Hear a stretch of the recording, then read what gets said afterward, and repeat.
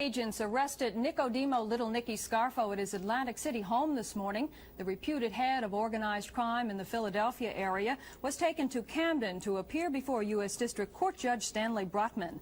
Authorities are reportedly seeking to revoke Scarfo's bail because of his alleged association with known criminals.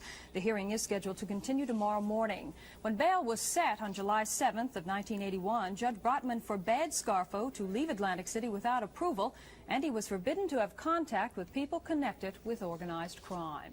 Alleged Philadelphia mob boss Nicky Scarfo is in jail tonight following a ruling by a Camden federal judge.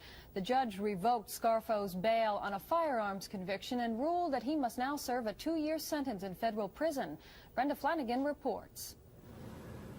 Scarfo returned to the Camden Federal Building this morning for the continuation of bail revocation hearings before U.S. District Court Judge Stanley Brotman.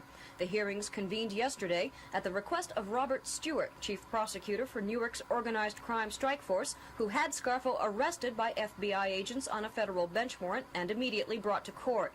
The alleged mobster had been out on bail for over a year, pending an appeal of his April 1981 conviction on firearms possession. Today, Stewart again argued Scarfo had violated bail restrictions by associating with known criminals. Stewart also implied Scarfo was connected to the recent shooting of Wildwood resident Joseph Salerno Sr., the father of a man who has testified against Scarfo several times. The prosecutor maintained it further endangered the public to permit Scarfo to remain free on bail.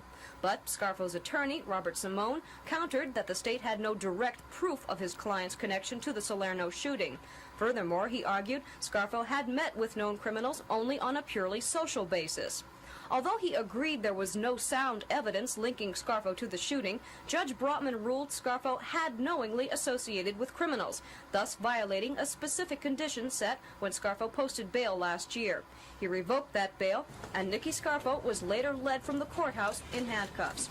Afterwards, Simone told reporters his client's friendship with convicted felons was innocent, but that Scarfo will not appeal. In my opinion, he didn't associate with them. He saw them on occasion.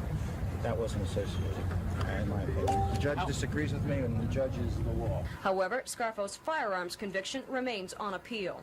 Officials say Scarfo will be taken for a temporary imprisonment to the Metropolitan Correction Center in New York. There, federal authorities will decide where Scarfo will serve his 2-year sentence. In Camden, I'm Brenda Flanagan.